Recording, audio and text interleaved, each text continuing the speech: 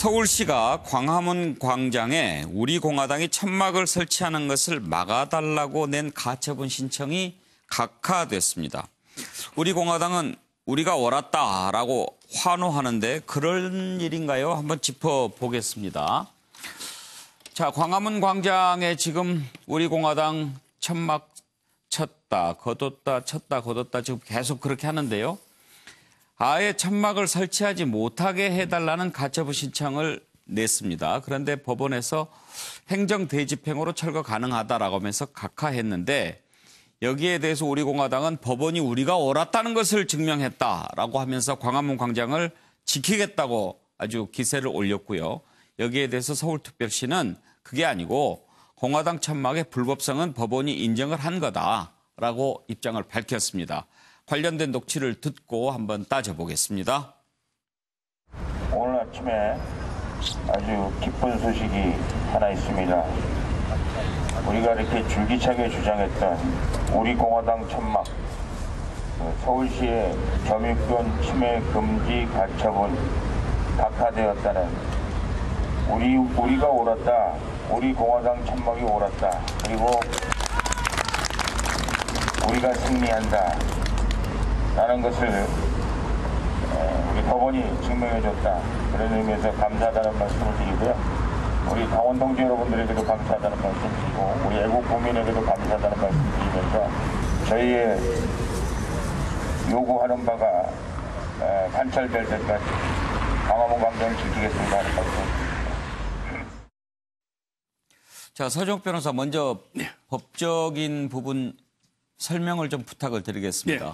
각하했다는 것은 어떤 의미가 있는 겁니까? 각하는 이제 소송 요건이 안 되기 때문에 본안 심리를 하기 전에 미리 아예 심리를 안 하는 소송 요건이 결여된 경우를 각하랍니다. 그러면 서울시가 낸 가처분 신청이 요건이 안 된다는 판단입니까? 그렇죠. 이게 법원의 판결에 의하면 일단 이게 민사소송으로 다툴 수는 없다. 왜냐하면 이게 민법의 점유권이 서울시에 있는 건 아니기 때문에 서울시가 이게 점유권 침해 금지 가처분을 했잖아요. 민사소송으로. 그렇게 할 수는 없고 그럼 이게 어떻게 하느냐. 행정소송. 바로 이제 불법으로 텐트를 치면 얼마든지 이게 대집행으로 막을 수 있기 때문에 이렇게 행정소송으로 해야지 민사소송을 할 수는 없다. 이게 법원의 판결이에요.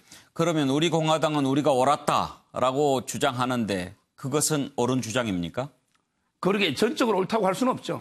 일단 이게 허가를 안 받고 텐트를 친 거는 일단 이게 법을 어긴 건 맞기 때문에 다만 이제 만약에 가처분이 인용돼 버리면 처음부터 이게 원천적으로 텐트를 칠 수가 없잖아요. 가처분이 돼 버리면. 그러나 이게 가처분이 각하됐기 때문에 일단 이게 텐트를 치면 다시 이게 서울시는 대집행을 통해서만 철거할 수 있는 이런 거기 때문에 그 점에서는 이게 우리 공화당에 조금 이게 가처분 인용된 것보다는 훨씬 나은 결정이 나온 거죠. 말씀을 들어보니까 결이 좀 다른 것 같은데 우리공화당은 우리가 옳았다 이렇게 주장하는 것 같기도 한데 김학휘 변호사 그렇습니까? 네, 서울시가 주장하는 것 중에서 좀 애로사항이 좀 일리가 있는 게 사실은 그러니까 이 대집행은 뭐 서울시도 알고 있습니다. 행정 대집행을 하려다 보면 바로 되는 건 아니지 않습니까? 일정한 또 시간이 필요하거든요. 그럼 또 우리공화당은 또 귀신같이 그걸 알고 그걸 그 순간 또 철거합니다. 안 보이게.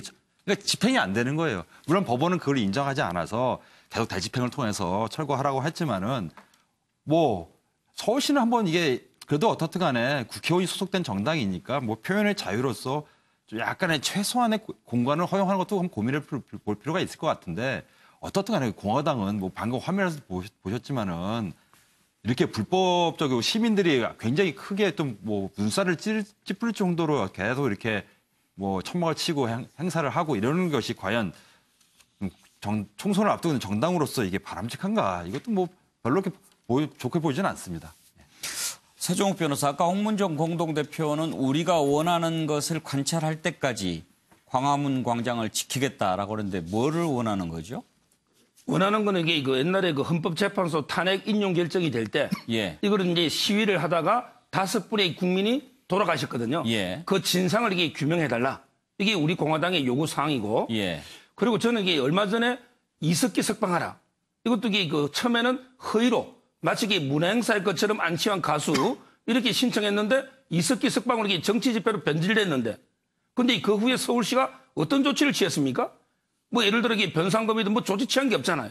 따라서 이게 서울시가 자꾸 이게 우리 공화당 텐트만 완전히 정광석화처럼 용역들이 동원해서 철거하는 이거보다는 좀 이게 법 집행에서 공정성을 기해달라 이 말씀을 꼭 드립니다. 예, 김성환 평론가.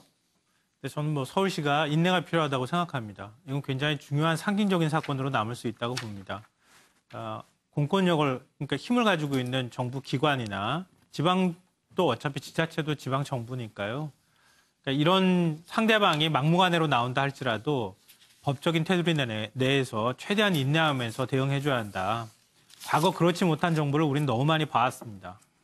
그러니까 마음에 들면 무조건 가가지고 물리력으로 철거하고 철수시키고 그 과정에서 굉장히 안 좋은 사건들이 많이 발생했거든요. 그래서 그런 전철을 기억해서라도 서울시는 최대한 인내해서 이 문제를 합법적인 테두리 내에서 풀도록 노력했으면 좋겠다 이런 당부의 말씀 좀 드리고요. 우리 공화당은 저는 일종의 조롱을 하고 있다고 생각합니다. 자신들의 당에 도움이 되고 있다고 하는 정치적인 판단도 하고 있을 거라고 생각하지만 자신들이 누군가 분노하거나 이렇게 한 부분에 대해서 자꾸 공권력을 조롱하거나 이런 모습들을 보이게 된다면 그건 표로 틀림없이 심판받을 거라고 생각합니다. 최수영 교수. 네, 짧게 말씀드리겠습니다. 그러니까 우리 공화당이 왜 이렇게 집착하느냐. 정치적 가성비가 갑이거든요. 가성비. 왜냐하면 지금 어느 여론조사를 보니까 우리 공화당이 2%에 육박하고 있어요. 지금 민평당하고 비슷합니다. 바른미래당의 절반이에요. 그러니까 지금 짧은 시기에 창당 한지 제대로 창당식도 안 하고 광화문 광장을 통해서 2% 오른 겁니다. 그러니까 여기 집착하는 이유가 있는 거예요. 그런데 과연 이게 옳으냐 그르냐를 떠나서 우리 공화당 입장에서는 광화문 광장을 제대로 활용한다는 차원에서 계속 앞으로 여기에 대해서 그 공세를 펼칠 가능성이 높다. 저는 이렇게 보고 있습니다. 날카로운 지적이신 것 같습니다. 오늘의 마지막 이슈로 넘어가겠습니다.